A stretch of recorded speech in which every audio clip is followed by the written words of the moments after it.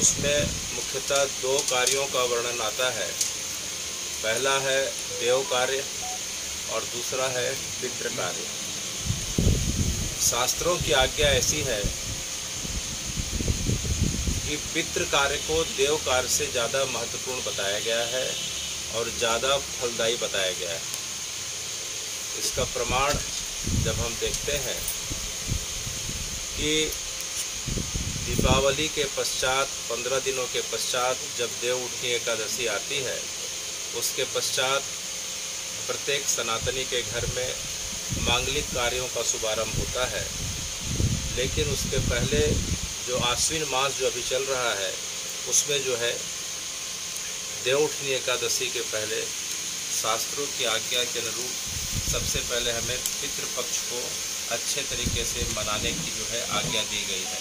अर्थात शास्त्रों की भी आज्ञा है और भगवान की भी इच्छा है कि सबसे पहले पितरों का कार्य किया जाए, पितरों के लिए तर्पण किया जाए, उन्हें जल के माध्यम से और भोजन के माध्यम से पहले उन्हें जो है संतुष्ट किया जाए।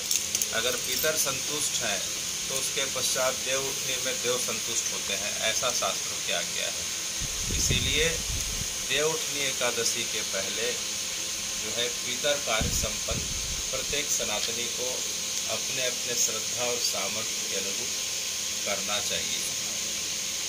तो श्राद्ध किसे कहते हैं?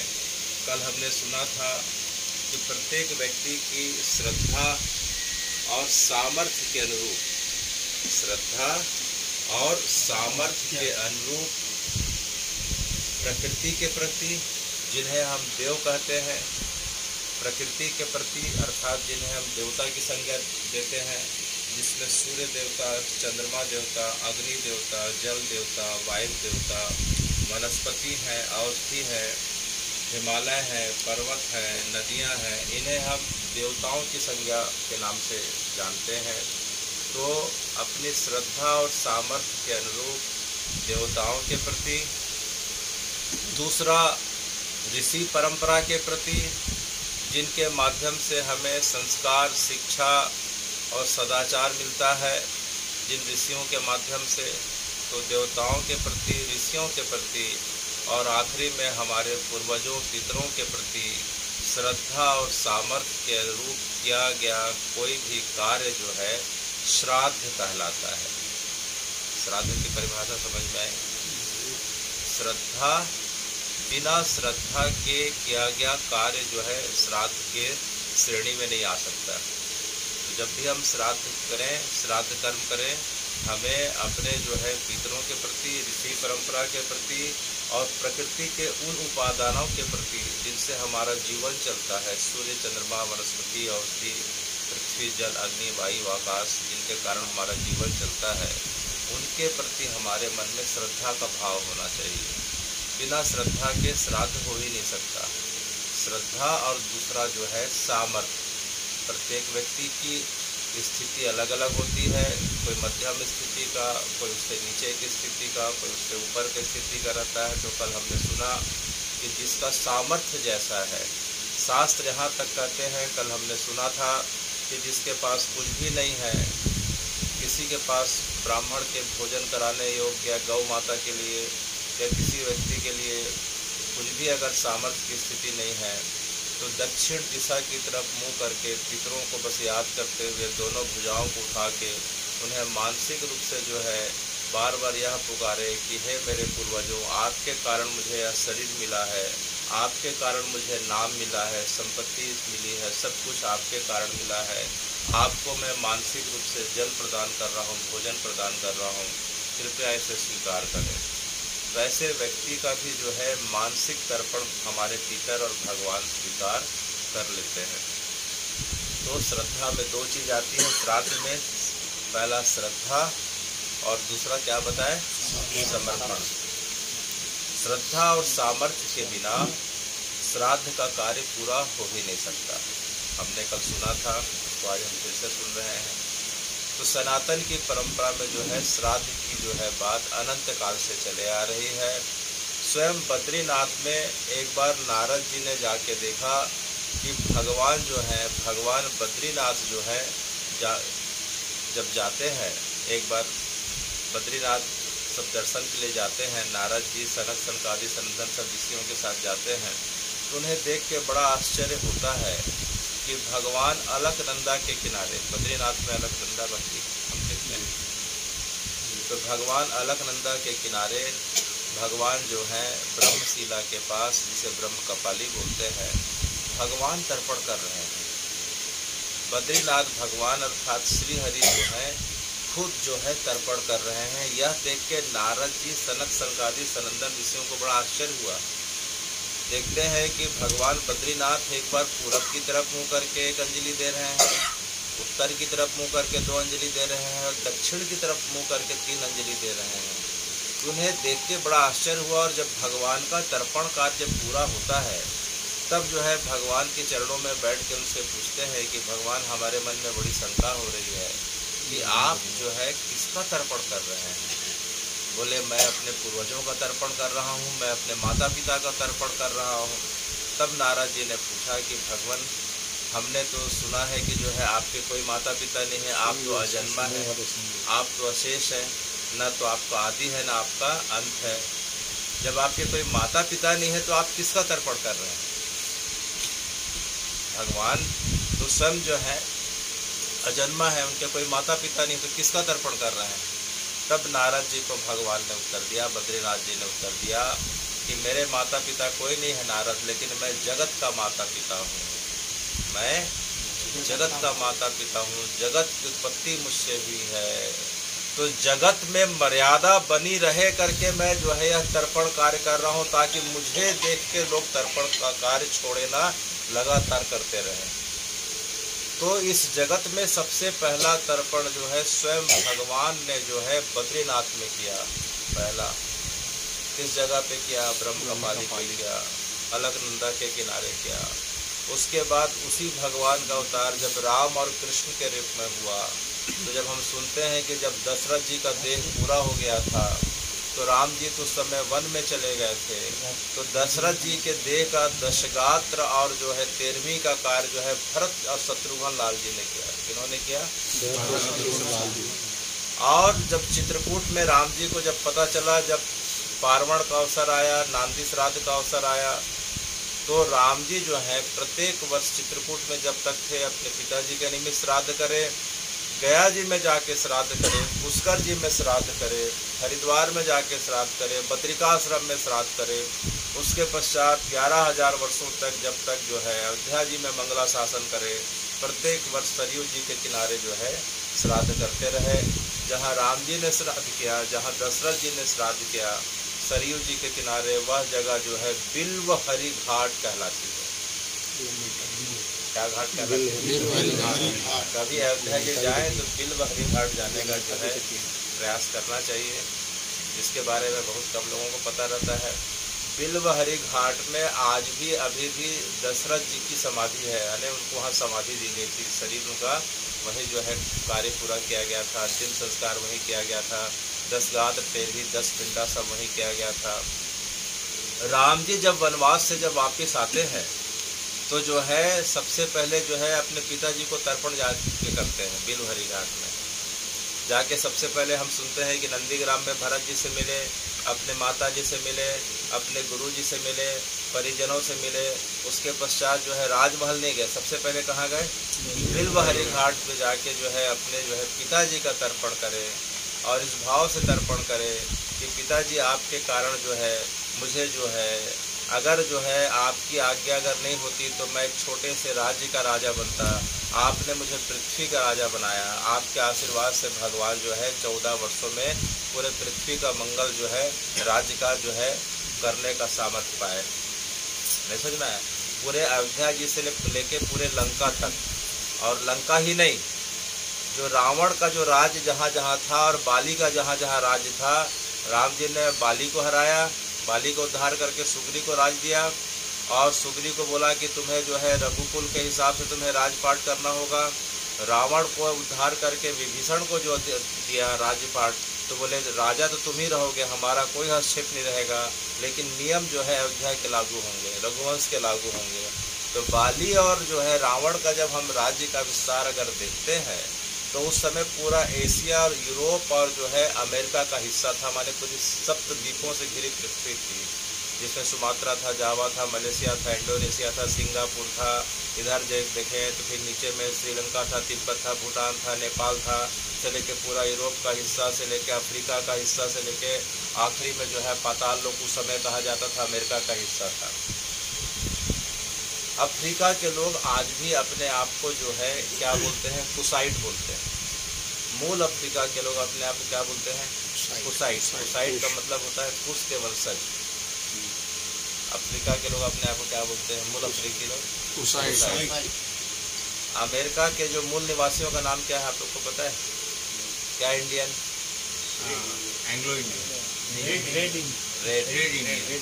अमेरिका भारत से कितना दूर है? कैसे आ गया रेड इंडियन? Red Indian.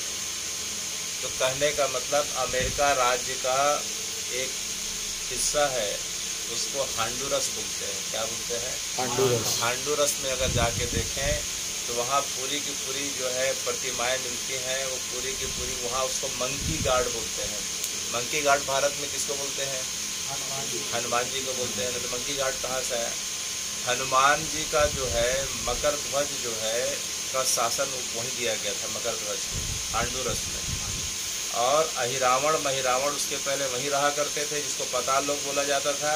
और अहिरावण महिरावण जो है राम जी का हरण करके वहीं लगे थे, हनुमान जी ने उद्धार किया था। बाकी कथा आप लोग को पता होगी। तो कहने का मतलब कि 7 द्वीपों से घिरी पृथ्वी का जो है पूरा का पूरा राज जो है राम जी का था। तो राम जी अर्थात रघुवंश का था। तो राम जी सबसे पहले बिलहरी घाट में जाके दशरथ जी के जो है अपने पिताजी के समाधि में जो है प्रणाम करते हैं। वशिष्ठ जी के माध्यम से वहाँ तर्पण श्राद्ध करते हैं कि पिताजी जो है आपके कारण से जो है रघुवंश का विस्तार पूरे 7 द्वीपों में, पूरे पृथ्वी में है। आपके कारण मुझे शरीर मिला, आपके कारण नाम मिला, और आपके कारण मुझे इतनी ख्याति मिली, इसलिए जो है आपको मैं बारंबार प्रणाम करता हूँ। तो राम जी ने जो है जीवन पर्यंत श्राद्ध का जो है अपना कर्तव्य पूरा किया। अभी हम पिछले 2-3 सत्र की कथाओं में सुने हैं कि राम जी ने श्राद्ध गया जी में जाके किया था। हमने सुना था ना, राम जी ने श्राद्ध कहाँ किया था? गया जी में। गया जी में जो है फाल्गुनी नदी है। कौन सी नदी है? फाल्गुनी नदी है। तो राम जी जब जो है जानकी जी के साथ वहाँ जब श्राद्ध के लिए जा रहे थे, तो श्राद्ध का जो सबसे श्रेष्ठ समय रहता है उसे कुतुब बेला बोलते हैं। क्या बोलते हैं? कुतुब बेला। वो 11:27 से 12:33 तक का रहता है। तो कुतुब बेला का समय जब निकलते जा रहा था, राम जी जो है श्राद्ध के जो सामान है, जिसमें गंगा जल है, जो है सफ़ेद पुष्प है, जो है जौ है, अक्षत है, तिल है, उसको लेने के लिए लक्ष्मण जी के साथ शहर की तरफ गए हुए थे। देरी हो रहा था, कुतुब बेला का समय निकल आ रहा था। तब दशरथ जी का हाथ जो है नदी से प्रकट होता है और जानकी जी से निवेदन करता है कि बेटी जो है समय पूरा होते जा रहा है, तुम मुझे तर्पण करो। तो जानकी जी ने फाल्गुनी नदी के रेत का पिंड बना के और उसमें नदी का जल को जो है वो करके उन्हें दशरथ जी को जो है पिंड दान किया था। तो राम जी जो है जब आते हैं तो उन्हें सुन के बड़ा आश्चर्य हुआ। उसके पश्चात जो है अगला वर्णन आता है शास्त्रों में कि राम जी ने पुष्कर में जो है तर्पण किया था। कहाँ किया था? पुष्कर में।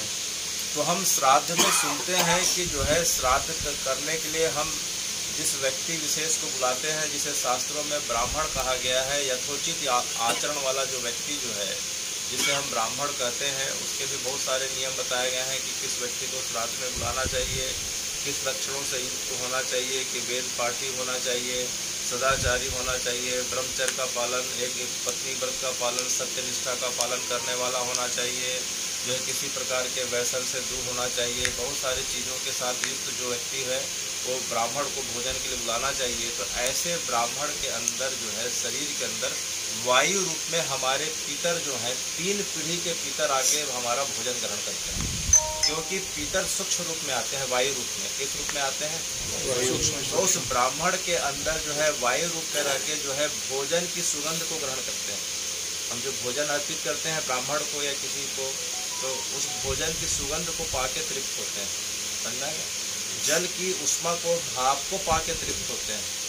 इसका प्रमाण ऐसा है कि जब जो है राम जी जब पुष्कर क्षेत्र में गए थे, पुष्कर तीर्थ में गए थे, तो राम जी ने जो है ऋषियों को बुलाया था 3 ऋषियों को बुलाया था। देखिए, श्राद्ध में जो है विस्तार करने का नियम नहीं है। सबसे श्रेष्ठ है कि 1 ब्राह्मण आए और अधिकतम 3 आए, उससे ज़्यादा नहीं। पितृ कार्य में विस्तार करने का प्रावधान नहीं है। अगर हम किसी ब्राह्मण को भोज के लिए बुला रहे हैं तो जो है अधिकतम 3 और श्रेष्ठ 1 है। इसलिए बताया गया है कम संख्या में, क्योंकि जो है ऐसे सदाचारी, ऐसे योग्यता वाले लोग बहुत कम मिलते हैं। ज़्यादा तो कितने भी मिल जाएंगे। तो हम जितने जो है योग्य व्यक्ति को बुलाएंगे, ऐसा माना जाता है कि उसी रूप में पितर आके हमारे ग्रहण करते हैं। तो राम जी ने 3 ऋषियों को बुलाया, 3 ब्राह्मणों को बुलाया। जानकी जी परस रही थी तो बस परसने गई, जो है अचानक डर के मारे जो है अपना जो है परसने का जो है बाल्टी है छोड़ के, भगवाना छोड़ के वापस आके कमरे के अंदर छिप गई। फिर राम जी जो है सबको जिमाया न परोसे। फिर राम जी जाके पूछे कि जो है जानकी जी आपने परोसा क्यों नहीं, आपसे अपराध क्यों हुआ कि आपने अतिथि को बुलाया, अतिथि भगवत स्वरूप होते हैं और आपने परोसा नहीं। तो जानकी जी ने कहा कि मैं कैसे परोसती। बोले कैसे परोसती माने? बोले जो पहले ऋषि बैठे थे उसमें मुझे राजा दशरथ दिखाई पड़े, दूसरे में उनके पिताजी अज दिखाई पड़े, तीसरे में उनके पिताजी जो है नाभाग दिखाई पड़े। पिताजी, दादाजी और परदादा। तो जानकी जी के माध्यम से, राम जी के माध्यम से यह प्रमाण मिलता है कि जो है अगर हम पितर तर्पण अगर श्रद्धा और सामर्थ्य अनुरूप करते हैं तो उस योग्य व्यक्ति ब्राह्मण के अंदर साक्षात जो है हमारे 3 पीढ़ी के पूर्वज आके भोजन ग्रहण करते हैं। तो हमने 2 चीज़ों के बारे में सुना कि राम जी ने तर्पण किया, स्वयं भगवान बद्रीनाथ ने तर्पण किया, इसलिए तर्पण का कार्य करना चाहिए। और तर्पण में 3 पीढ़ी के पूर्वज आते हैं, इसका प्रमाण जो है भगवान की कथा से हमें मिल रही है। तर्पण श्रद्धा और सामर्थ्य के अनुरूप करना चाहिए, उसका अनावश्यक विस्तार दिखावे के हिसाब से नहीं करना चाहिए, और तर्पण का कार्य पूर्ण सादगी के साथ करना चाहिए। इसीलिए तर्पण के कार्य में जब भी हम अब तर्पण करने जाते हैं तो तर्पण के वस्त्र जो है श्वेत रहते हैं, यानी सफ़ेद रंग की धोती, और ऊपर का जो है अधो वस्त्र रहता है, ऊपर का वस्त्र अधो वस्त्र रहता है। तो अधो वस्त्र ऊपर का क्यों होना चाहिए? क्योंकि हमारा अधिकांश समय जो है दक्षिण की तरफ होता है, तो सूर्य की किरणों से जो है हमारी रक्षा होती है वैज्ञानिक कारण। जैसे पूरब की तरफ तर्पण करेंगे, पूरब की तरफ सूर्य की दिशा है, तो ज़्यादा देर तक सूर्य के सामने बैठेंगे तो भी से दिक्कत है। नहीं समझ में आ गया? और दूसरा कि शास्त्रीय मर्यादा ये है कि जो है वक्ष स्थल जो है खुला नहीं रहना चाहिए, ढका रहना चाहिए। समझ में?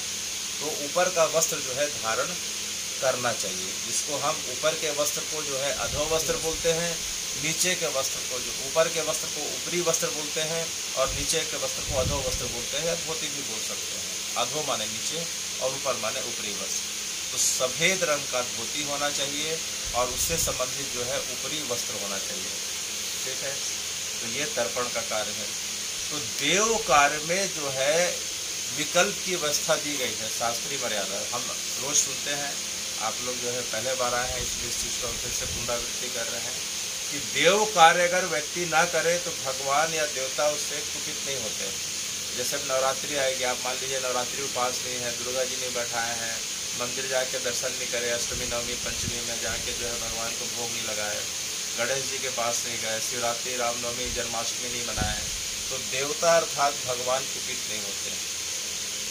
देव कार्य जो है ऐच्छिक है, वैकल्पिक है, लेकिन पितृ कार्य का कोई विकल्प नहीं है। पितृ कार्य अनिवार्य है, ये शास्त्रीय आज्ञा है कि कोई देव कार्य को छोड़ दे तो चल जाता है, लेकिन पितृ कार्य छोड़ा नहीं जा सकता। इसलिए प्रत्येक सनातनी को अगर जब ज्ञान हो जाए, जब तक ज्ञान नहीं है तब तक कोई बात नहीं, जिस दिन से ज्ञान हो जाए उसको उसी दिन से उस पक्ष में पितृ कार्य करना चाहिए। पितृ कार्य छोड़ने का ही नहीं है। क्यों पितृ कार्य अनिवार्य है? क्यों पितृ कार्य? क्योंकि हमें देवताओं के बारे में कि छोटे बच्चे को हम सिखाते हैं, बेटा ये राम जी हैं, ये कृष्ण है, भगवती हैं, महादेव हैं, ये रामचरितमानस हैं, ये चौपाई है, इनको प्रणाम करो, इनको गुरु जी हैं, इन पर नमस्कार करो। ये सिखाने वाले कौन है बताओ? माता पिता हैं कि नहीं है? पूरे संस्कार किससे मिलता है? माता पिता से मिलता है। देवताओं के बारे में, ऋषि परंपरा के बारे में जानकारी किससे मिलती है? माता पिता से मिलती है। इसलिए भगवान की आज्ञा है कि जो है देव कार्य जो है ऐच्छिक हो सकते हैं, छोड़ा भी जा सकता है, लेकिन पितृ कार्य छोड़ा नहीं जा सकता, वो अनिवार्य है, उसे करना ही है। इसलिए पितृपक्ष की इतनी महत्ता है। ठीक है, तो इसके पश्चात कल हम जो है सुने थे, अभी हमने सुना कि श्राद्ध क्या होता है। अब श्राद्ध कितने प्रकार के होते हैं कल सुने थे, अभी आप लोग नए कुछ हैं इसलिए हम फिर से रिपीट करके इसको जल्दी से रिपीट करके आगे बढ़ेंगे। श्राद्ध शास्त्रीय परंपरा के हिसाब से 96 प्रकार के बताए गए हैं, लेकिन हम मोटा मोटा जो है हम 4 सुनने जा रहे हैं जो कल सुने थे। एक होता है श्राद्ध का अर्थ होता है कृतज्ञता ज्ञापन करना। क्या ज्ञापन करना? कृतज्ञता ज्ञापन करना। कृतज्ञता ज्ञापन करना माने प्रकृति के प्रति, ऋषि परंपरा के प्रति और अपने पितरों के प्रति। तीन ही जो है शक्तियां काम करती हैं हमारे जीवन में। 3 ऋण रहता है, देव ऋण, ऋषि ऋण और पितृ ऋण। तो देव ऋण किसे बोलते हैं? देव ऋण माने प्रकृति के वे अंग जिसके कारण जो है ये पूरा ब्रह्मांड चलता है, ये पृथ्वी चलती है। जैसे सूर्य है, सूर्य के बिना धरती चल सकती है क्या? 9 ग्रहों के बगैर धरती चल सकती है क्या? चंद्रमा के बगैर चल सकती है क्या? चंद्रमा की शीतलता से जो है वनस्पतियाँ औषधियाँ पुष्ट होती हैं, सबको पता होगा। समझ में आया कि नहीं आया? उसी प्रकार से नदी के बिना, जल के बिना जीवन चल सकता है, पर्वत के बिना, हिमालय के बिना जीवन चल सकता है, अग्नि और वायु के बिना चल सकता है क्या? इसे हम देव तत्व या देवता कहते हैं। तो इनके प्रति कृतज्ञता ज्ञापन करने को देव ऋण से जो है चुकाना बोलते हैं, देव ऋण को चुकाना बोलते हैं। देवता किसे बोलते हैं समझ में आ गया? और देवताओं की दिशा जो है क्लास फर्स्ट में बैठते हैं, सबसे आगे का डब्बा पूरब की तरफ। देवताओं की दिशा क्या हो गई? सूरज किधर से उगते हैं? पूरब की तरफ। तो देवताओं की तरफ हम किधर मुख करके देंगे? पूरब की तरफ। ठीक है। उसके बाद हमें जो शिक्षा संस्कार मिलता है, जब हम स्कूल में जाते हैं तो हमें गुरुजी जो है क्या देते हैं? शिक्षा देते हैं, संस्कार देते हैं, कैसे उठना बैठना चाहिए, कैसे खाना पीना चाहिए, कैसे व्यवहार करना चाहिए। तो भौतिक जीवन में जीने की कला जो मिलती है, जो शिक्षा मिलती है, और प्राचीन परंपरा में गुरुकुल परंपरा थी जिसमें भौतिक जीवन के साथ आध्यात्मिक जीवन में जीने की जो है शिक्षा और संस्कार दी जाती थी। तो उसको सिखाने वाले को जो है उस व्यक्ति विशेष को गुरु या ऋषि कहा जाता था, और उस परंपरा को ऋषि परंपरा कहा जाता था। तो भारत में जो है ऋषि परंपरा का जो क्षेत्र माना गया है, उसका उद्भव स्थान, उनका जो है स्थान जो बताया गया है हिमालय अर्थात उत्तर बताया गया है। इसलिए ऋषियों के लिए तर्पण किधर से करते हैं? उत्तर से करते हैं। तो 2nd क्लास में आ गए तो उनके लिए 2 अंजलि देना है। ठीक है। उसके पश्चात जो है हमारे पितर, हमारे पुरखे आ गए, जिसमें माता पिता हो गए, दादा दादी हो गए, परदादा दादी हो गए, नाना नानी हो गए, परनाना नानी हो गए, वृद्ध परनाना नानी हो गए, और बाकी लोग हो गए। तो ये सबसे आखिरी की बोगी हो गई। तो दक्षिण क्लास, दक्षिण दिशा। ठीक है। तो देवताओं का कॉन्शसनेस, विवेक और चेतना और समझ सबसे ज़्यादा रहती है। जो बुद्धिमान व्यक्ति होता है वो एक बार समझाने में समझ जाता है, इसलिए देवताओं को एक बार दिया जाता है। ऋषियों का कॉन्शसनेस, चेतना उनसे थोड़ा सा कम रहती है, इसलिए 2 बार। और मनुष्यों का जो है हमारी चेतना तो जितना भी समझाओ कम रहती है, रोज़ समझाते हैं, रोज़ भूल जाते हैं, इसलिए 3 बार दिया जाता है। समझ में आ गया? 1 2 3 समझ में आ गया? तो एक होता है श्राद्ध में नित्य श्राद्ध, एक श्राद्ध में नित्य श्राद्ध। पहले की परंपरा में जब हम तालाब नदी में हमारे पूर्वज नहाते थे, सबके पिताजी दादाजी लोग, तो देखते थे कि जो है तालाब में रोज जो है मुंह करके उधर पूरब की तरफ और दक्षिण की तरफ मुंह करके जल देते थे। तो रोज जो दिया जाने वाला जो तर्पण है उसे हम नित्य श्राद्ध बोलते हैं। अब चूंकि तालाब नदी की परंपरा खत्म होते जा रही है, घर में आ गया, छोटे से कमरे में बाथरूम आ गया, तो परंपरा खत्म हो गई। लेकिन पहले रोज जो श्राद्ध दिया जाता था नदी में, तालाब में, सरोवर में, उसे नित्य श्राद्ध बोलते थे। दूसरा श्राद्ध हम सुने थे कि नांदी मुख श्राद्ध। क्या श्राद्ध था? नांदी मुख श्राद्ध होता है कि जब भी घर में मांगलिक उत्सव हो, जैसे किसी बच्चे का जन्म हुआ हो, नया डिलीवरी हुआ हो, जन्म हुआ हो, गृह प्रवेश का समय हो, घर में जो है विवाह का उत्सव हो, तो जब ये कोई मंगल उत्सव के समय जब जो है पूर्वजों के निमित्त, देवताओं के निमित्त तर्पण किया जाता था, उसे नांदी मुख श्राद्ध कहते हैं। ठीक है, वो परंपरा वर्तमान में लुप्त होते जा रही है। लोग श्राद्ध को गलत और अपवित्र दृष्टि से देखने लग गए हैं। लेकिन प्रत्येक मांगलिक कार्य में भी श्राद्ध करने का नियम है। क्यों? क्योंकि हमारे घर में जो है हमारा नाती पोता बच्चा किसके आशीर्वाद से आया? माता पिता के, पितरों के आशीर्वाद से आया, देवताओं के आशीर्वाद से आया। जिसके घर में बाल बच्चे का दिक्कत है, देखो कितना मंदिर जाते हैं, कहाँ कहाँ जाके मन्नत करते हैं कि नहीं करते हैं। इसीलिए नांदी मुख श्राद्ध करना चाहिए कि जो है पितरों के आशीर्वाद के कारण और देवताओं के आशीर्वाद के कारण हमारे घर जो है नए संतान का, नए पीढ़ी का जन्म हुआ करके। इसलिए प्रत्येक परंपरा में नांदी मुख श्राद्ध करने का प्रावधान था। तो दूसरा श्राद्ध हो गया, नांदी मुख श्राद्ध हो गया।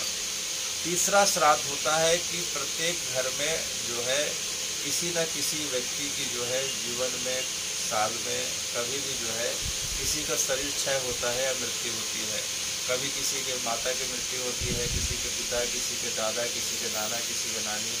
ऐसा कोई घर या परिवार या समाज नहीं है जिसके घर में कभी मृत्यु ना देखी गई हो।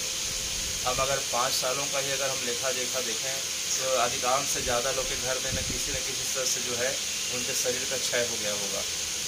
तो जब जिस व्यक्ति के घर में जिस तिथि को जिसका शरीर छूटता है या क्षय होता है, तो वर्ष में जो तिथि जो आती है उस तिथि को किया गया श्राद्ध को एकोदिष्ट श्राद्ध कहते हैं।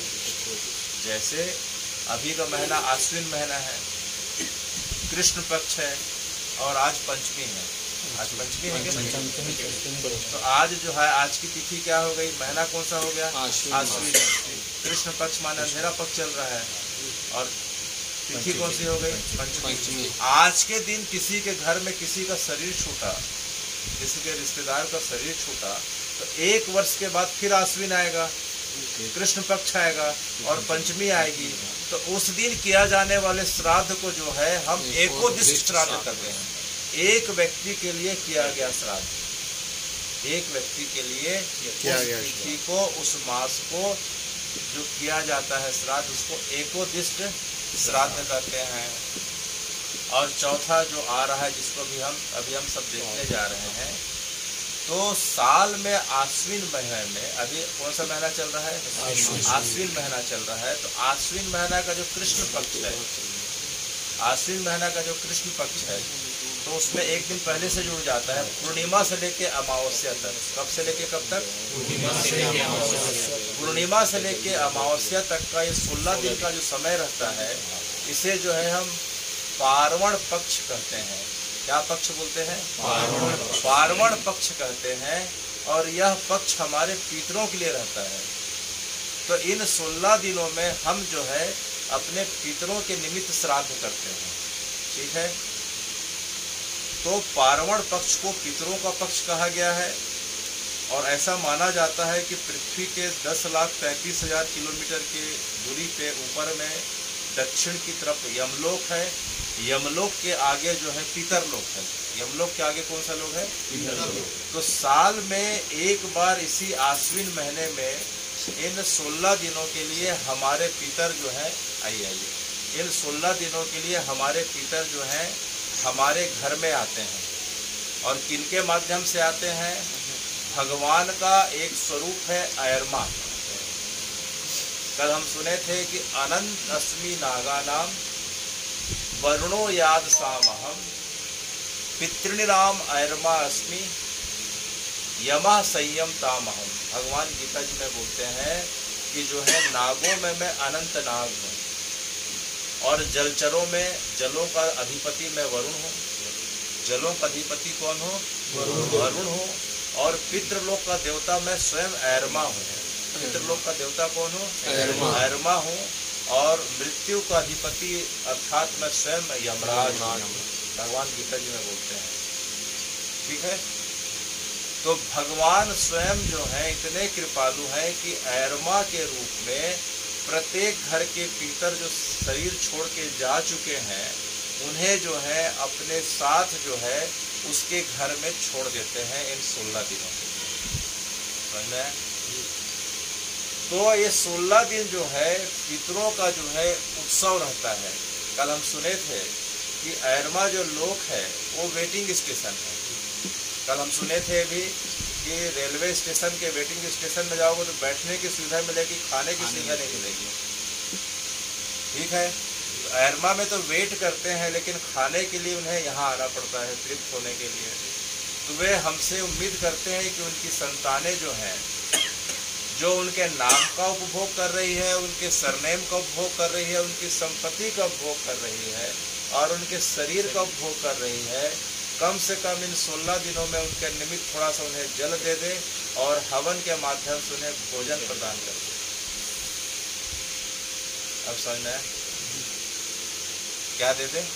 थोड़ा सा जल दे दे और हवन के माध्यम से, क्योंकि भविष्य के भोजन को वे ग्रहण करते हैं। तो हमारा जो कर्तव्य बनता है कि हम पितरों के लिए कम से कम जो है इन 16 दिनों में जो है थोड़ा सा जल दे दें और थोड़ा सा हविष्य के माध्यम से उन्हें क्या करें? भोजन प्रदान करें। तो ये 16 दिन क्यों होते हैं? पितरों का पक्ष जो है 16 दिनों का होता है। कितने दिनों का होता है? ये 16 दिन उनका मध्याह्न काल है। 16 दिन उनका मध्याह्न काल अर्थात 1 घंटे के बराबर होता है।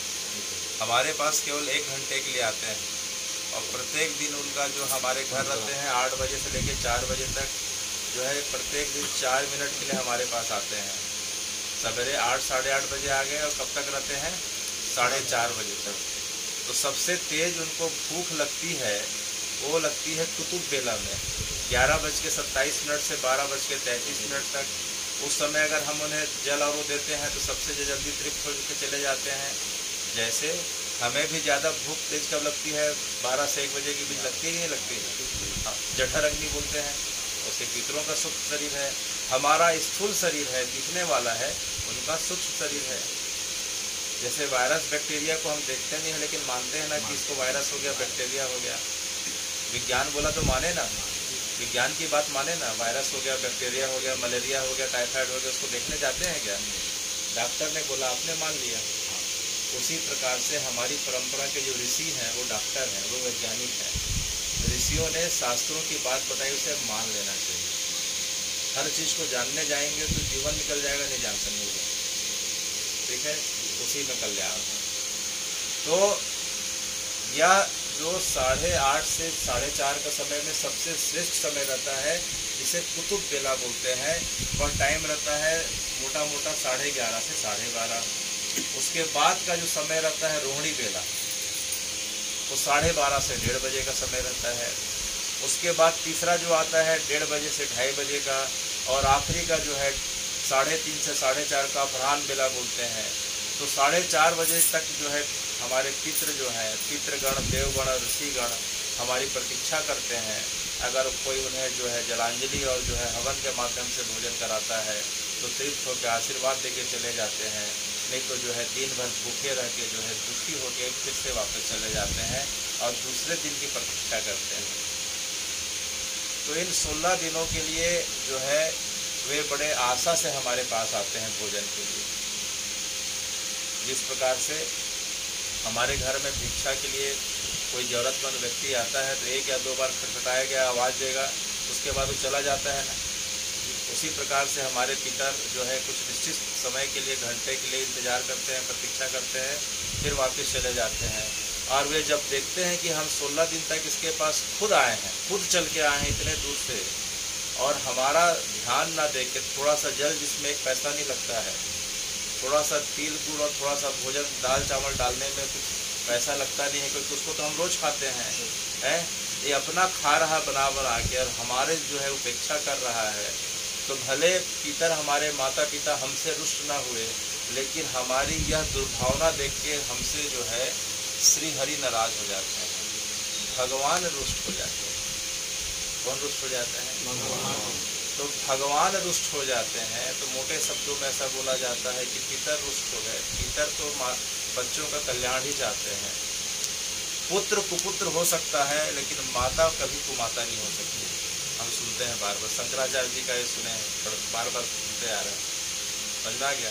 शंकराचार्य जी की क्षमा याचना के श्लोक में हम जब पढ़ेंगे अपराध क्षमा में, कि उसमें शंकराचार्य जी क्या बोलते हैं कि पुत्र कुपुत्र हो सकता है, मैं कुपुत्र हो सकता हूँ, लेकिन मेरी माता पिता कभी जो है कुपुत्र यानी वो नहीं हो सकते, संतान को कभी अहित नहीं चाहते, ठीक है। लेकिन भगवान इस चीज़ को टॉलरेट नहीं करते, बर्दाश्त नहीं करते। तो भगवान कुपित हो जाते हैं, फिर उसका परिणाम क्या होता है कि घर के अंदर की जो स्थिति अप्रिय स्थिति है उसे जो है शास्त्रों में पितृ दोष बताया गया है। हम रोज सुनते हैं, आज फिर से रिपीट करके अब आगे बढ़ेंगे। तो व्यक्ति के अंदर दो प्रकार की कृपा होती है, या दो प्रकार से जो है कोप का सामना करना पड़ता है। एक बाहरी कृपा, एक अंदरूनी कृपा, एक बाहर का कोप, एक अंदर का कोप। व्यक्ति को बाहर में नाम मिल रहा है, यश मिल रहा है, सफलता मिल रहा है, प्रतिष्ठा मिल रहा है, जमीन जायदाद सबकी अप्रत्याशित वृद्धि हो रही है थोड़े से प्रयास से, जिसे देव कृपा बोलते हैं। क्या बोलते हैं? देव कृपा। लेकिन अगर घर के अंदर जो अप्रिय स्थिति बन रही है, पति पत्नी का आपस में सामंजस्य नहीं है, विचारों का आपस में लड़ाई झगड़ा दिन भर चल रहा हो, संतान की उत्पत्ति में बाधा हो रहा हो, बार बार गर्भपात हो रहा हो, संतान विकृत पैदा हो रही हो, संतान कुसंग का शिकार हो जा रही हो, संतान बड़ी होने के बाद जो है उसका कैरियर या जो है उसके व्यापार में बाधा आ रही हो, फिर उसके पश्चात उसके विवाह में बाधा आ रही हो, उसके पश्चात उसके वंश वृद्धि में बाधा आ रही हो, तो इसे जो है पितृ दोष की संज्ञा दी गई है। तो एक अंदर की कृपा या अंदर का कोप, या बाहर की कृपा या बाहर का कोप, जिसे देव कृपा या देव कोप, या पितृ कृपा या पितृ कोप बोलते हैं। मोटा मोटा समझ में आ गया, ठीक है। तो भगवान इतने दयालु हैं कि संतान के लिए जो है माता पिता के माध्यम से हर समय कल्याण चाहते हैं कि कैसे भी करके मैं इनके संतानों का कल्याण करूं। तो उन्होंने जो हम कल सुने थे कि संतानों के लिए जो है 3 कर्तव्य बताए हैं। कितने कर्तव्य बताए हैं? 3 कर्तव्य। कि कोई व्यक्ति जो है पुत्र कहलाने योग्य कब हो सकता है? जैसे हम सभी जो हैं अपने माता पिता के पुत्र हैं, हम जितने भी बैठे हैं सभी पुत्र हैं किसके? अपने माता पिता के, ठीक है। तो हम इस चीज़ को कैसे जज करेंगे कि हम वास्तविक रूप से हम अपने माता पिता के संतान हैं या पुत्र हैं कि नहीं? तो उसके लिए भगवान ने क्या बताया है, क्या लक्षण बताए हैं? जीवेत वाक्य करणात्, कल हम सुने थे, जीवेत वाक्य करणात्। जब तक माता पिता जीवित हैं तब तक उनकी आज्ञाओं का और इच्छाओं का अक्षरशः पालन करना। जब तक माता पिता शरीर रूप में हमारे बीच जीवित हैं तब तक उनकी इच्छाओं का अक्षरशः पालन करना, उनकी आज्ञाओं का अक्षरशः पालन करना, उनकी बातों का विरोध नहीं करना चाहिए, उन्हें सबके बीच अपमानित नहीं करना चाहिए, उनकी कहीं भी घूमने फिरने की इच्छा हो, खाने पीने की इच्छा हो, जो भी इच्छा हो, उन्हें अपने सामर्थ्य और समय के अनुरूप तत्काल जो है पूरी करनी चाहिए। इसे बोलते हैं जीवेत वाक्य करना। दूसरा आता है क्षया है पूरी भोजना। क्षया है पूरी भोजना। जब माता पिता का शरीर क्षय हो जाए अर्थात शरीर छूट जाता है, जब परम तत्व में विलीन हो जाता है, तब जो है पुत्र का कर्तव्य बनता है कि माता पिता के शरीर का संस्कार शास्त्रोक्त विधि से करे, अर्थात 10 गात्र की क्रिया करे, 12 13वीं की क्रिया करे, उसके बाद 1 वर्ष के अंतर्गत 16 पिंडा दे, उसके पश्चात बरसी की क्रिया शास्त्रीय विधि से करे, उनके शांति के निमित्त श्रीमद् भागवत जी का पारायण करे या पाठ करे, उसके पश्चात गया जी में जाए और प्रत्येक वर्ष जो है एकोदिष्ट श्राद्ध करे, और जो है प्रत्येक तीर्थों में जाते हुए अंत में ब्रह्म कपाली जाके जो है उनके निमित्त जो है पूर्ण श्राद्ध करे और जीवों के प्रति दया रखे, ठीक है। इसको बोलते हैं क्षया है भूरी भोजनात्। इसमें शब्द आ गया भूरी भोजनात्।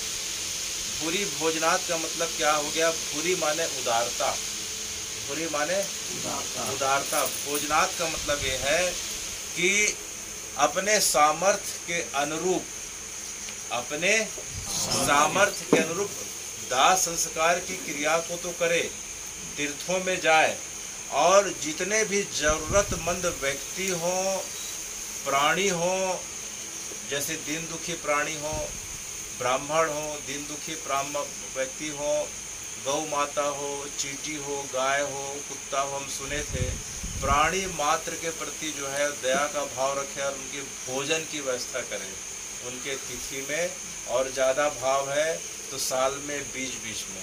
इसे बोलते हैं भूरी भोजना, क्षया है भूरी भोजना। और तीसरा आता है गयायाम पिंड दानश्च।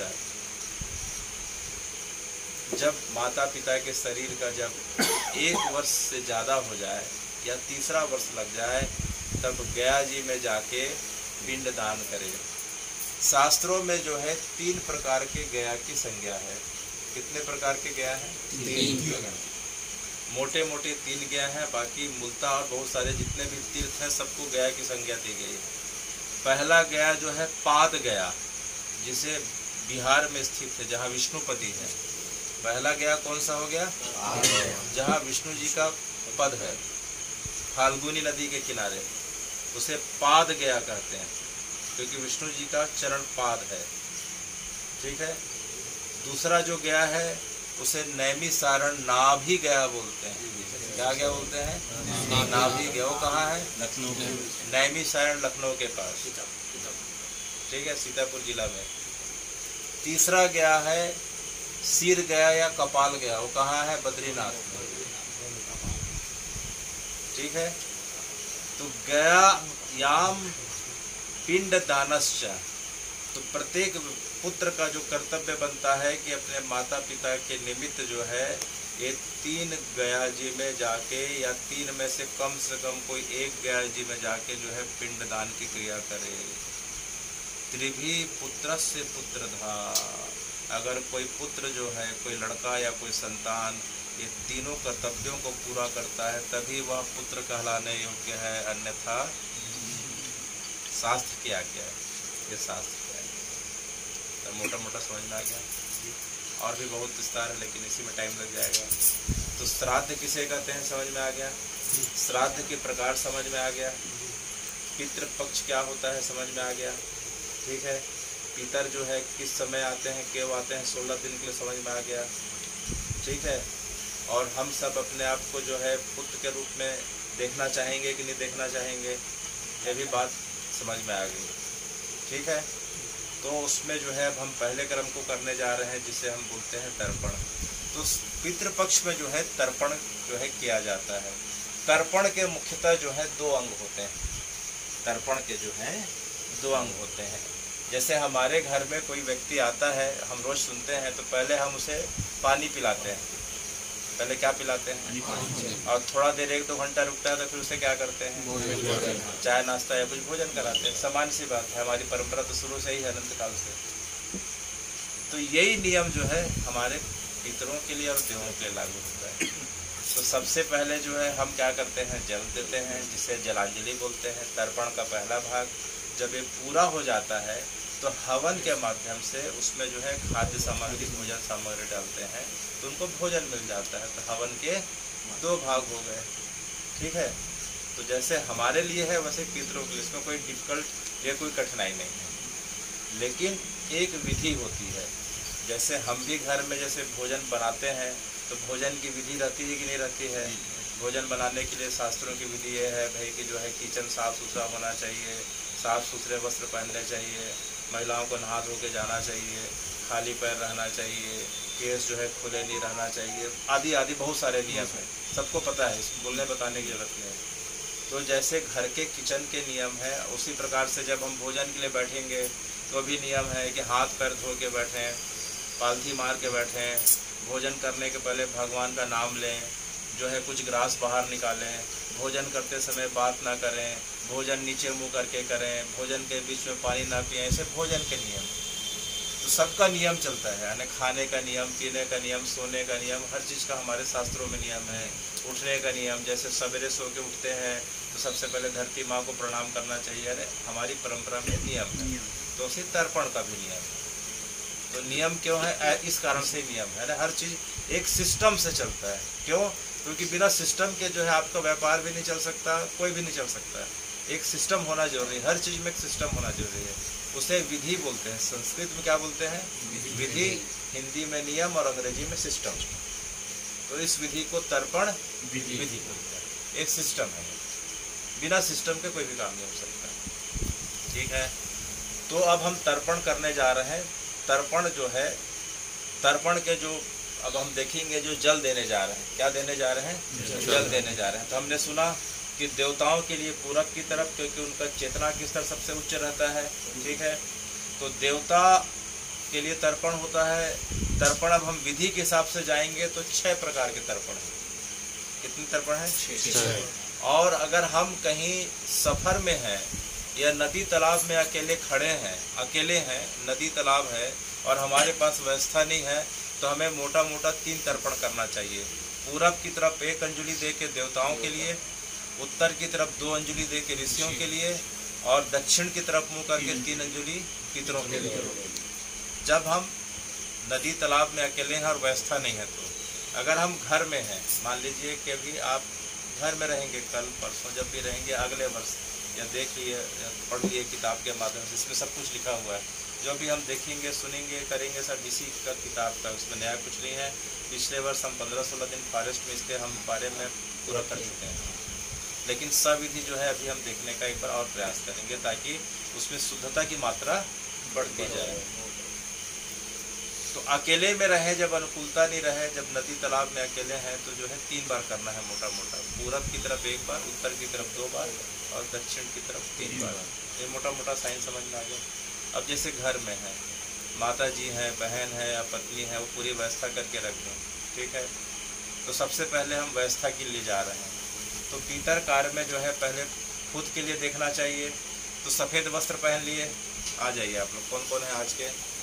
विशाल और कमलेश भाई। चलो, तो देखो दोनों ने धोती पहनी हुई है, तो वस्त्र सफ़ेद होना चाहिए, कहने का मतलब। तो इस तरह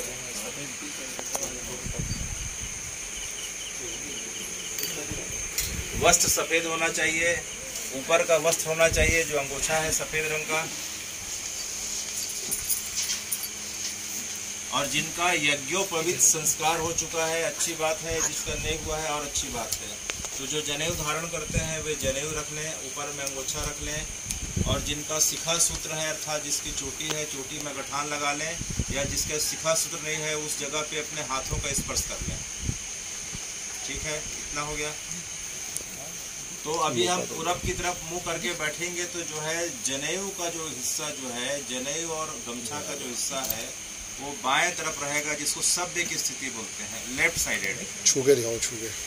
लेफ्ट साइडेड है जी, इनका लेफ्ट साइडेड है, उसको शब्द बोलते हैं। वो किताब में लिखा है, सब देखा जा सकता है, बोलने से क्या आसान हो जाएगा।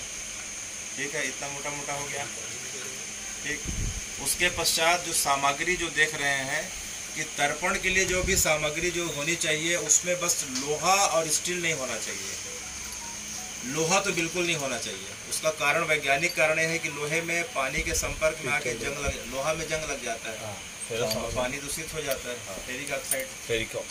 ठीक है, तो पीतल, तांबा, ये सब की क्वालिटी बहुत अच्छी मानी जाती है। तो कांसा, पीतल, तांबा 3 में से 1 होना चाहिए। तो बर्तन पीतल, तांबा, कांसा होना चाहिए। ठीक है, तो सबसे पहले जो है बाल्टी में क्या रख लिए? जल रखिए। जल दिखाइए, कोई भी सामान्य जल हो गया। तो जल की गुणवत्ता को बढ़ाने के लिए, सबसे पहले हम उसमें गंगा जल डाल देते हैं। गंगा जल में बैक्टीरियोफेज रहता है। गंगा जल पानी को खराब होने से बचाता है।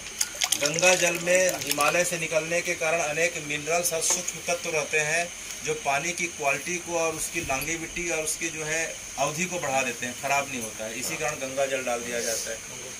सफ़ेद चंदन डाला जाता है। पितृपक्ष का सभी कार्य जो है सफ़ेद चीज़ों से होता है। लाल, पीला, नीला कुछ नहीं होना चाहिए, क्योंकि सादगी का पर्व है। सफ़ेद चंदन डाल दिए, सफ़ेद पुष्प डाल दिए, सफ़ेद रंग का पुष्प। लाल, पीला, नीला पुष्प नहीं होना चाहिए। ठीक है, अब हम देवताओं के लिए पहला तर्पण करेंगे। तो देवताओं को अक्षत प्रिय है। क्या प्रिय है? अक्षत। चावल प्रिय है। तो क्या डाल दिए? अक्षत डाल दिए। और क्या बचा? कच्चा दूध। गंगा जल, कच्चा दूध, सफेद पुष्प, सफेद चंदन। वो भी शास्त्र बोलते हैं कि देसी वेद लक्षणा गाय का दूध होना चाहिए। भैंस को यमराज का वो माना जाता है, भैंस का बिल्कुल नहीं होना चाहिए, लेकिन आजकल मिलता नहीं है। ये शास्त्रीय परंपरा की बात करी जा रही है, ठीक है। हाँ, उसको करेंगे। तो ये पानी जो है तर्पण के लिए, जो पानी का जो कैसे करके बनाना चाहिए, मोटा मोटा समझ में आ गया। हम देवताओं के लिए तर्पण करने जा रहे हैं, तो देवताओं के लिए जो है उसमें एक्स्ट्रा पार्ट क्या जुड़ गया। सबसे पहले गंगा जल डाल दिए। गंगा जल सबसे कॉमन है, कच्चा दूध कॉमन है, सफेद पुष्प कॉमन है, सफेद चंदन कॉमन है। देवताओं के लिए एक्स्ट्रा आ गया अक्षत। देवताओं को क्या पसंद है? अक्षत माने चावल। चावल डाल दिए थोड़ी थोड़ी मात्रा में। अब तर्पण कार्य प्रारंभ होने वाला है, तो दोनों हाथों में जो है कुसा धारण करना है। वो देखो कुसा धारण करे हुए हैं। कुस क्यों धारण करते हैं? कुस जो है पानी को खराब होने से बचाता है। कुस के अंदर एंटीसेप्टिक प्रॉपर्टी है पहला। कुस के अंदर एंटीबैक्टीरियल प्रॉपर्टी है। पानी के अंदर कीटाणु जीवाणु को जो है खत्म करता है, रोकता है। और आध्यात्मिक कारण देखें तो जो कुस का जो अग्रभाग है, जिसे कुशाग्र बोलते हैं, कुस के अग्रभाग में जो है पितर और देवता आके वहीं आके निवास करते हैं। यहाँ आके चिपक जाते हैं। उनका निवास कुश के अग्रभाग में है, ठीक है। तो हमने कुश धारण कर लिया। तो पूरब की तरफ हम देवताओं के लिए तर्पण करने जा रहे हैं। तो पहले देव तीर्थ बताइए, कुश को हटा के। ये जो 4 उंगली का जो अग्रभाग है, इसे देव तीर्थ बोलते हैं। देव तीर्थ से जल गिराना है। कौन से तीर्थ से? देव तीर्थ से। और कुशा को जो है बीच की उंगली में लगाना है, ऐसे करके। और जल को जो है कुशाग्र के माध्यम से गिराना है। अब जल को तर्पण करिए। बस मैं एक ही चीज समय देखते हुए बस एक आध ही बोलूंगा, क्योंकि उसमें बहुत टाइम लग जाएगा। इतना समझ में आ गया मोटा मोटा। ज्यादा इसलिए अपन नहीं कर रहे हैं क्योंकि फॉरेस्ट पिछले बार सब कर चुके हैं। तो पहला तर्पण हो रहा है देव तर्पण, देवताओं के लिए। तो उसमें सभी देवताओं का आह्वान करके जो है बुलाया के जो है तर्पण किया जाता है। ओम ब्रह्मा देव देवा गच्छन्तु गृहन्तु एतान जलांजलिन। इस सृष्टि के जितने भी देवी देवता हैं जल गिराते जाइए बाएं हाथ से। हाथ का स्लोप होना चाहिए। कुशा के अग्रभाग। हाँ, ओम ब्रह्मा देव देवा गच्छन्तु गृहन्तु एतान जलांजलिन। हाँ, एक अंजलि देना है और ऐसे कुशा के अग्रभाग से गिरेगा। तो ये पूरे देवताओं के लिए क्या हो गया? तर्पण हो गया, ठीक है। देव तीर्थ से, ठीक। जो उंगली का जो 4 भाग है, इसको देव तीर्थ बोलते हैं। अब इसके पश्चात जो है देव तर्पण के पश्चात अच्छा एक पार्ट छूट गया किसी कारण से, लोटा रखने वाला। संकल्प और तर्पण का कार्य जो है बिना संकल्प के पूरा नहीं होता है। संकल्प माने सही एड्रेस। संकल्प का कार्य जो है, हम किसी को मेल करें या चिट्ठी भेजें तो उसमें क्या करते हैं? एड्रेस देते हैं ना। तो एड्रेस देना जरूरी है। वो किसी कारण से छूट गया था, तो जो है उसका मैं संस्कृत में बता देता हूँ और हिंदी में आप लोग उसका अपने मन से बोल सकते हैं। तो सबसे पहले क्या होता है, संकल्प कार्य करने के पहले जो छूट गया था, पहले क्या करते हैं? जल लेके अपने आप को शुद्ध करते हैं, भगवान का नाम लेके। ओम केशवाय नमः, माधवाय नमः, जो है भगवान का नाम लेकर शुद्ध करना है। उसके बाद फिर संकल्प करना है। संकल्प का अर्थ होता है एड्रेस देना, कि हम जिनके निमित्त जो है जल प्रदान कर रहे हैं उनके पास पहुंच रहा है कि नहीं पहुंच रहा है। तो सनातन की परंपरा सबसे पुरानी परंपरा है, जिसमें करीब करीब जो है अरबों वर्ष पुराना एड्रेस किया जाता है।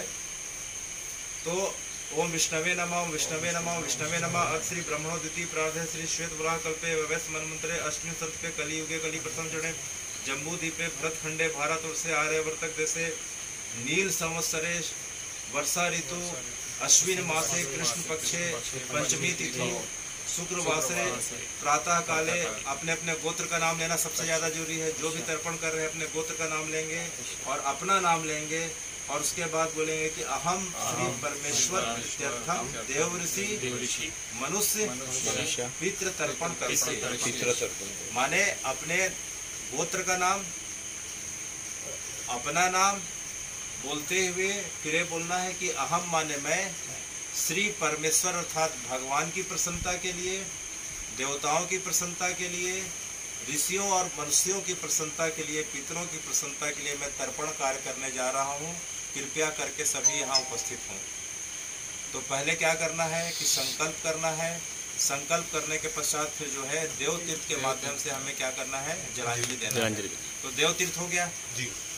देवता तर्पण के बाद होता है ऋषि तर्पण। तो ऋषि तर्पण भी जो है 10 ऋषियों के लिए तर्पण भी जो है पूरब की तरफ मुंह करके करते हैं। 2 प्रकार के ऋषि बताए गए हैं। एक ऋषि जो देवताओं के समान जो है स्थान रखते हैं, तो उनके भी लिए देव तीर्थ से एक ही अंजलि जल देना है। देव तीर्थ से एक ही अंजलि जल देना है 10 ऋषियों के लिए।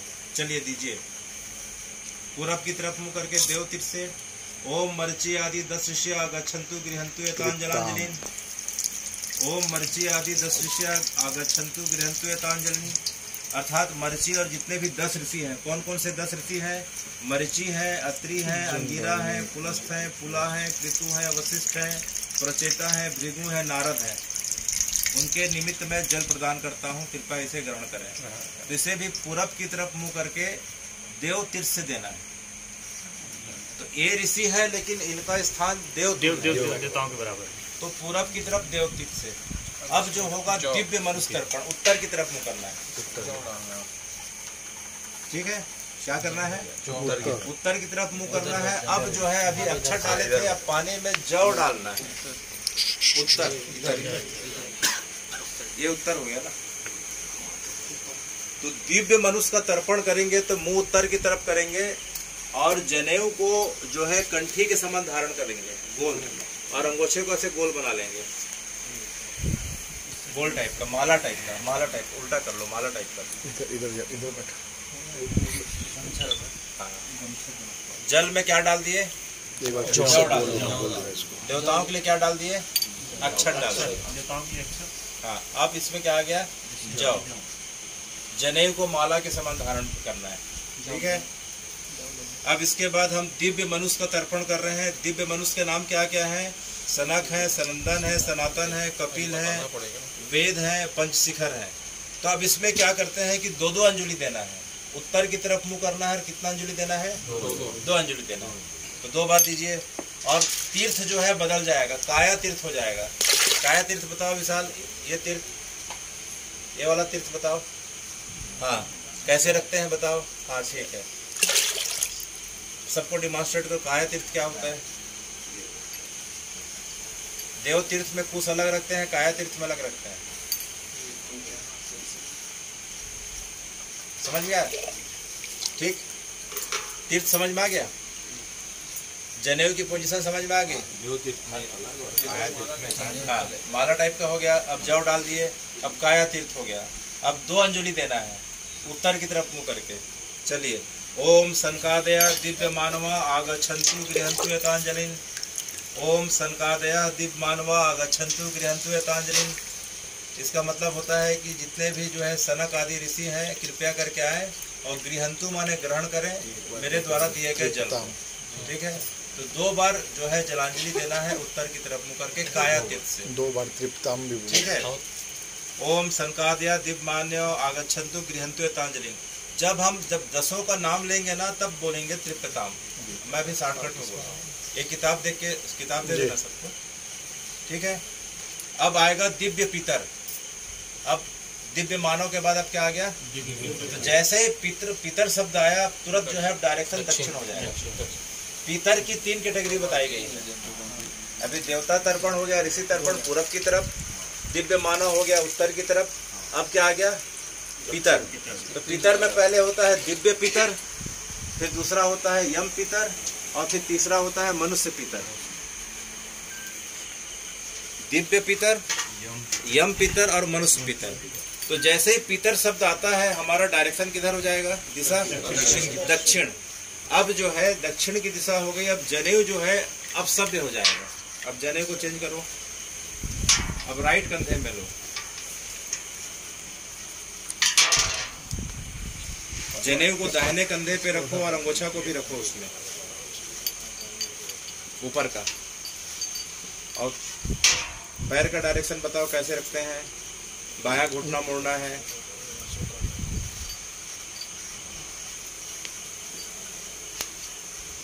जनेऊ को बाएं कंधे पे रखो, ठीक है, अंगूछा को बाएं पे रखो और बाएं घुटने को मोड़ो और दाएं घुटने को सीधा रखो। अगर करते बने तो, नहीं तो सामान भी बैठा जा सकता है। बाएं घुटना ये ठीक है, बाएं घुटना कौन सा है, मोड़ लिए, हाँ ये ठीक है, कमलेश ठीक बैठा है। बाएं घुटना मोड़ के बैठो, हाँ ठीक है। बैठते बने तो, नहीं तो सामान्य भी बैठा जा सकता है, क्योंकि इसमें थोड़ा दर्द होता है अभ्यास नहीं रहने से। इसमें तेल डालना है, ठीक बताएंगे, बोलेंगे तो। ठीक है श्रीकांत, समझ में आ गया? दाएं में देवता के समय बाएं में और पितर के समय दाएं में। हाँ, वो किताब में आप देख लीजिएगा, कंफ्यूजन नहीं होगा। उसको एक को सभ्य बोलते हैं, अब सभ्य हो गया। हाँ, right left, right left, right left. पहले राइट था, अब लेफ्ट चला गया। हाँ, लेफ्ट राइट, ठीक है। अब जो है पानी में तिल डाला जाएगा। पितरों के तर्पण के लिए जल में जो है तिल डालना अनिवार्य है, क्योंकि तिल की ऊर्जा ऐसी रहती है जो पितरों को आकर्षित करती है। बिना तिल के पितरों का तर्पण माना ही नहीं हो जाता है। तिल जो है पितरों को आकर्षित करता है। सर जो पहले से डला हुआ वो तो रहेगा ही ना? हाँ, पहले से अक्षत और इनको तीनों मिलेगा, तीनों मिलेगा।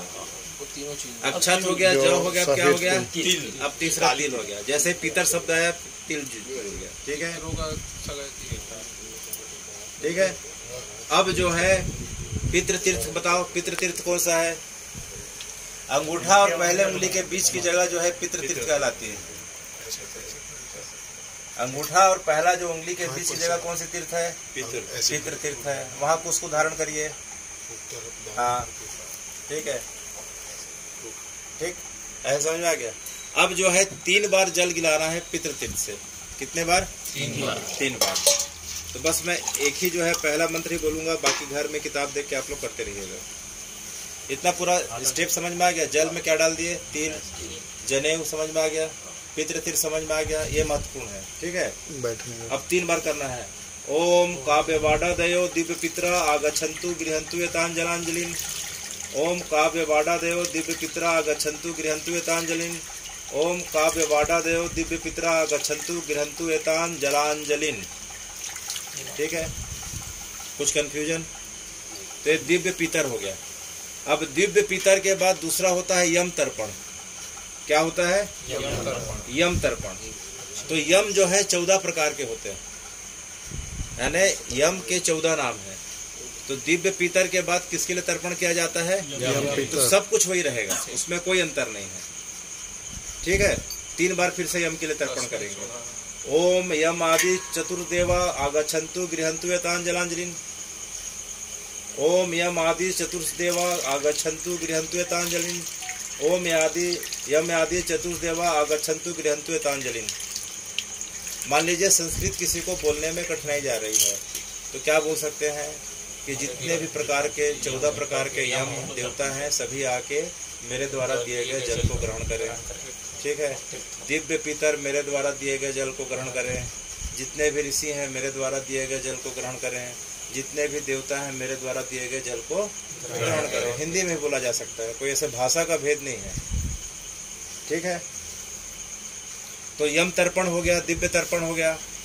अब तीसरा आ रहा है मनुष्य तर्पण। अब क्या आ रहा है? मनुष्य तर्पण माने हमारे से रिलेटेड आ रहा है। तो जो मनुष्य तर्पण होता है वो 3 टायर सिस्टम पे चलता है। एक पिताजी का चलता है, जिसमें पिताजी, दादाजी, परदादा, वृद्ध परदादा, फिर माताजी, दादी, परदादी, वृद्ध परदादी। तो ये हमारा वाला सिस्टम चला, जिसको स्वगोत्र बोलते हैं। उसके बाद सेकंड लेयर चलता है, उसमें फिर क्या चलती है कि नानी, नानाजी, परनाना, वृद्ध परनाना, नानी, परनानी, वृद्ध परनानी। समझ में आ गया? कल की बात हुई थी जिसको DNA बोलते हैं। डी माने दादा, पहला एन माने नाना, नाना पक्ष, और उसके बाद अदर, ठीक है। अब जो है, अब ये जैसे कि दक्षिण दिशा की ओर दे रहे हैं पितरों को, और ये पार्ट से दे रहे हैं, ऐसे ही दक्षिण पार्ट से, ठीक है। लेकिन ये जैसे कि ये पार्ट अभी दक्षिण के मुख है और इस तरफ गिरा रहे हैं, तो अपन ये ऐसे करके इसी तरफ जल नहीं दे सकते क्या? मतलब दक्षिण की तरफ ही जल नहीं दे सकते? ये जैसे कि इस पार्ट में जा रहा है नहीं, जल तो दक्षिण की तरफ ही गिरना चाहिए, है ना। तो जैसे कि अभी जल गिरा रहे हैं, जैसे कि इस तरफ गिरा रहे हैं, तो डायरेक्शन पश्चिम हो गया। है ना, लो वही डायरेक्शन। चीज बोल आपके रहा हाथ हूं। के डायरेक्शन आपका मुड़ता है। हाथ हाँ, ऐसा हाँ, जितना हम स्लांट करेंगे ना उतना डायरेक्शन अच्छा होगा। वही चीज। वो रोज के अभ्यास से समझ में आएगा। वही चीज मैं अभी जितना हम ऐसे झुकाएंगे ना उतना उसका अभी परफेक्शन जैसे बढ़ते कि जाएगा। ये उस डायरेक्शन में गिर रहा है, कर सकते हैं, अभी इसी डायरेक्शन में। बिल्कुल कर सकते तो दक्षिण में कर लिया, लेकिन वैसे कर सकते हैं। जितना करेंगे उतनी शुद्धता बढ़ेगी। जी। अब इसके बाद हम मनुष्य तर्पण कर रहे हैं, माने अपने घर के लिए, ठीक है, जिसमें स्वगोत्र, द्वितीय गोत्र और पत्नी आदि का गोत्र आता है। बस एक एक बार करेंगे अपन, बाकी आप लोग किताब में देख के कर सकते हैं। तो उसमें जो होता है मोटा मोटा अभी पूरा डायरेक्शन वही रहेगा, बैठने से लेकर सबका वही रहेगा। तो उसमें देखिए जो है सबसे पहले किया जाता है पिताजी के लिए और दादाजी के लिए, बस, और 3-3 बार करना है, ठीक है। तो हम सिर्फ दादाजी का नाम लेंगे, बाकी अपना किताब देख के बाकी लोग करते रहेंगे, ठीक है। तो उसमें सबसे इसमें एक्स्ट्रा पार्ट ये जुड़ जाता है, जो सबसे महत्वपूर्ण बात ये है कि जो है गोत्र का नाम लेना पड़ता है। किसका नाम? गोत्र का नाम। और पिताजी का शरीर छूट गया है तो पिताजी, या दादाजी का शरीर छूट गया है तो दादाजी। तो देखिए जो पिताजी जो है वसु रूप में रहते हैं, वसु रूप में तृप्त होकर जल पाते हैं। जो दादाजी है रुद्र रूप में रहते हैं, और परदादा आदित्य रूप में। वसु, रुद्र, आदित्य, कल ही चर्चा हुई थी। तो आज जो है किसी एक का ही करते हैं, बाकी विस्तार के साथ आप लोग देख लीजिएगा। चलिए, तो हम दादाजी का लेते हैं। अमुक गोत्रा माने अपने गोत्र का नाम लीजिए, मनी मन, ठीक है। अस्मद पितामह माने दादा, दादाजी का नाम लीजिए, ठीक है। अमुक शर्मा माने दादाजी का नाम। रुद्र रूपस त्रिप्यताम इदम तिलोदकम तस्मै सुधा नमः, ठीक है। फिर से मैं बोल रहा हूँ, गोत्र का नाम लीजिए, अमुक गोत्रा, अस्मद पितामह नाम लीजिए, रुद्र रूपस त्रिप्यताम इदम तिलोदकम तस्मै सुधा नमः। अमुक गोत्रा माने दादाजी का नाम, अमुक गोत्रा माने गोत्र का नाम, अस्मद पितामह हमारे दादाजी नाम लीजिए, रुद्र रूपस त्रिप्यताम इदम तिलोदकम तस्मै सुधा नमः। तस्मै माने उनके लिए, और पितरों के कार्य में सोधा बोला जाता है, देवताओं के कार्य में स्वाहा बोला जाता है, ठीक है। कि मेरे इस गोत्र के, मेरे इस दादाजी का यह नाम है, उन्हें मेरे द्वारा दिया गया तिल युक्त जल प्राप्त हो, बस ये है इसका हिंदी अर्थ। बाकी का जो है दादा के बाद परदादा, वो सब अपने हिसाब से आप सब देख लीजिएगा, ठीक है। इसके बाद आता है जो है द्वितीय गोत्र।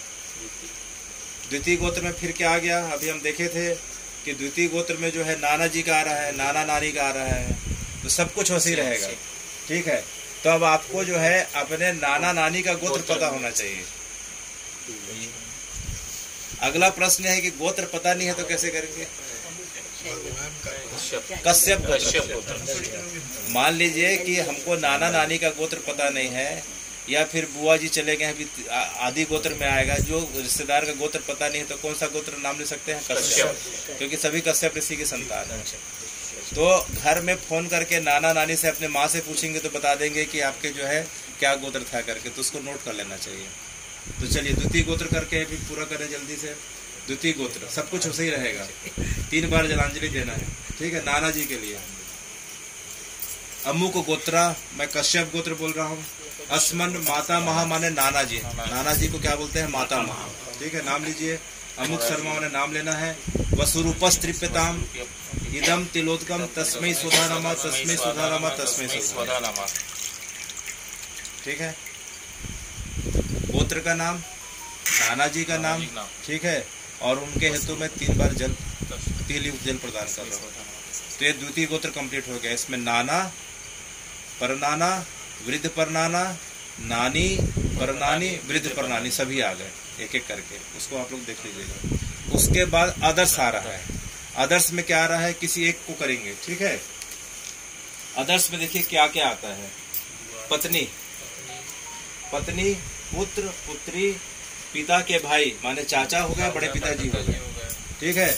मामा, सगे भाई, सौतेला भाई, बुआ, मौसी, सगी बहन, सौतेली बहन, सास, ससुर, गुरु, गुरु पत्नी, शिष्य, हमारे मित्र और समाज के, राष्ट्र के, धरती के सभी सम्मानित पुरुष जिनका शरीर छूट चुका है, सभी पुरुष जिनका शरीर छूट चुका है, सभी आ गए आदर्श में। तो चलिए, और जो आदर्श का जो है केवल एक बार करना है। कितने बार करना है? एक बार करना है। ठीक है, चलिए मैं इनके नाम से करता हूँ कि सम्मानीय पुरुष, माने इस शहर के, इस राष्ट्र के, इस धरती के जितने भी लोग जो शरीर छोड़ चुके हैं उनको सम्मानीय पुरुष बोलते हैं। क्यों पुरुष बोलते हैं? जिनका शरीर छूट गया उनको सम्मानीय क्यों बोलते हैं बताओ? शरीर के रहते हुए व्यक्ति के अंदर विकारों का दोष रहता है। शरीर के रहते हुए उसके अंदर काम, क्रोध, लोभ, मोह रहता है। जैसे ही शरीर छोड़ता है, इंद्रियां उसे छोड़ के चले गई, शरीर शांत हो गया तो व्यक्ति परमहंस हो गया, उसके अंदर विकार ही नहीं है, तो भगवत स्वरूप हो गया, सम्मानीय हो गया। इसलिए जिसका भी शरीर छूटता है वह सम्मानीय हो जाता है। तो आखिरी अपन संकल्प करके जो है उनके निमित्त कर रहे हैं कि इस धरती में नहीं अपितु इस ब्रह्मांड में जिनका भी जिस योनि का शरीर छूटा है उनके निमित्त में जल अर्पित करता हूँ। चलो भाई आखिरी, ठीक है। कश्यप गोत्रा अस्मद आप्त पुरुषा अमुक शर्मा वसुरूपस्थ त्रिपिताम इदम सलिलम जलम तस्मै स्वधा नमः। एक बार, बस एक ही बार। तो ये आदर्श का भी हो गया। आप सामान्य अवस्था पे बैठ जाइए, ठीक है। उसके बाद हम क्या प्रदान करेंगे अपने पितरों को? जैसे हमारे घर कोई घर आता है ना, तो हम जाते समय कपड़ा वपड़ा देते हैं ना, ठीक है। हाँ अभी करेंगे। सभी पितरों के तर्पण के बाद गमछे के एक भाग को 4 तह में मोड़कर उसमें तिल व जल डालें। 4 फोल्ड करो और उसमें तिल और जल डालो। वस्त्र भी दे रहे हैं।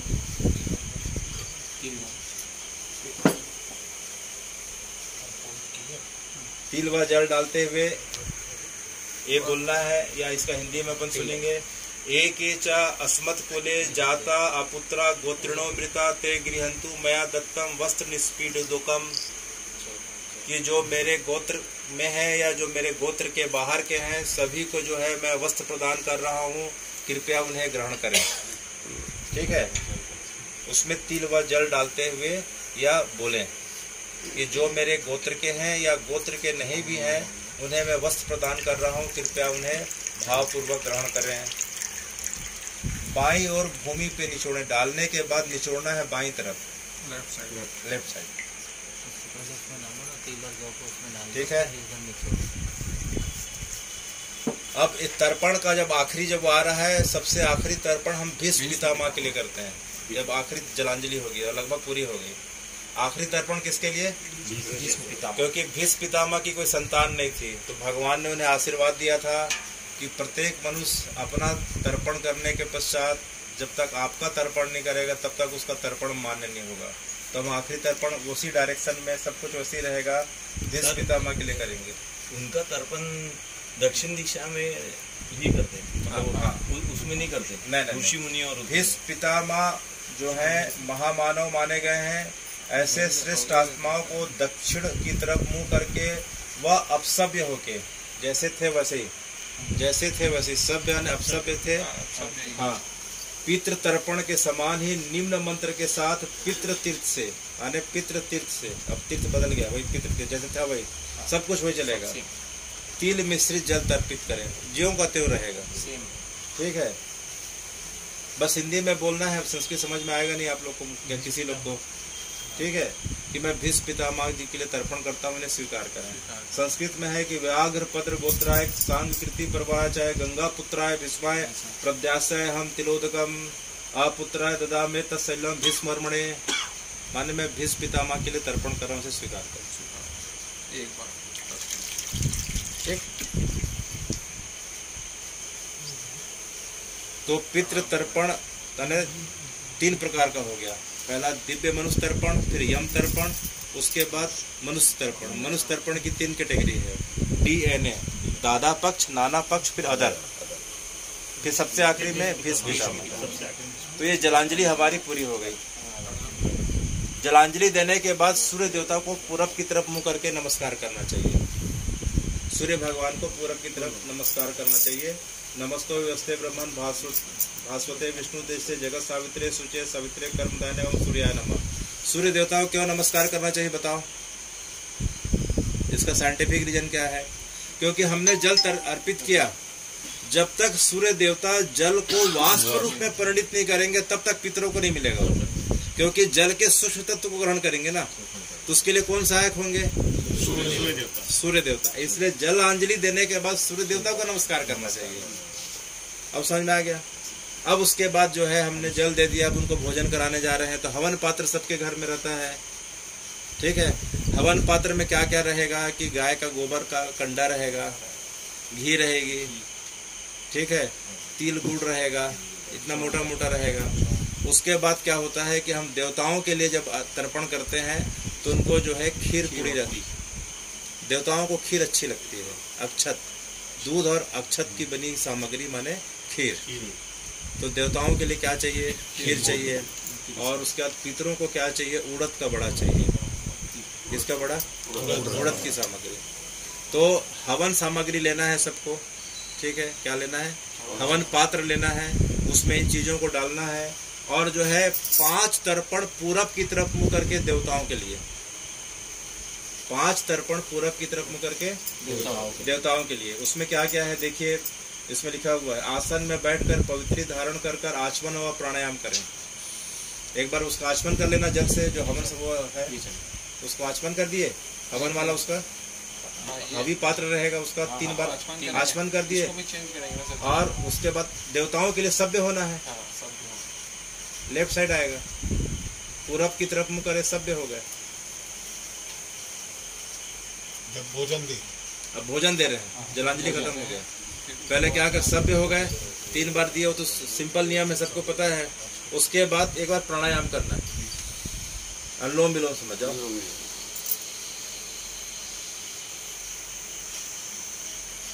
ठीक है। उसके बाद फिर 5 आहुति देना है, यानी 5 टुकड़े देना है, 5 पीस देना है। पहला टुकड़ा जो है ओम ब्रह्मणे स्वाहा, ओम प्रजापतिये स्वाहा, ओम अग्ने काव्ये स्वाहा, ओम कश्यपाय स्वाहा, ओम अनुमते स्वाहा। ये देवताओं के लिए 5 हो गया, देवताओं के लिए 5। अब फिर जो है दक्षिण की तरफ, अब पितरों को देना है, तो अब सभ्य हो जाओ और दक्षिण की तरफ हो जाओ। इसमें शुरू के 3-4 दिन कठिनाई लगती है, फिर बाद में रूटीन में आ जाता है, कोई ऐसा कुछ नहीं है। इसमें ऋषियों के लिए नहीं करते क्या? नहीं, इसमें नहीं, इसमें सब आ गया। कश्यपाय स्वाहा आ गया, आ गया, एक कश्यपाय आ गया, इसमें देवता तुल्य जो ऋषि हो गया। ये वो भाई का क्वेश्चन। उसके बाद जनेऊ को अपसभ्य करके दक्षिण मुख करके पितरों को जो है 1-1 आहुति देना है, ठीक है। उनके लिए भी ओम पितृभ्य स्वाहा नमः। अभी देखो स्वाहा बोले थे, अब स्वधा आएगा। देवताओं के लिए स्वाहा था, अब क्या आ गया? स्वधा। ओम पितृभ्य स्वाहा नमः। ओम पितृभ्य माने पिताजी के लिए, पितामहेभ्य माने दादाजी के लिए। ओम पितामहेभ्य स्वाहा नमः परदादा। ओम प्रपितामहेभ्य स्वाहा नमः माताजी के लिए। ओम मातृभ्य स्वाहा नमः। ओम पितामहेभ्य स्वाहा नमः। ओम प्रपितामहेभ्य स्वाहा नमः। ओम मातामहेभ्य सपत्नीकेभ्य स्वाहा नमः। ये पूरा हो गया। इसके बाद फिर आखिरी में जो आता है, अभी खत्म नहीं हुआ है, पंचग्रास। ठीक है। तो 5 जो है पत्ता लेना है। और किस किस के लिए निकालना है बताओ? गाय, स्वान,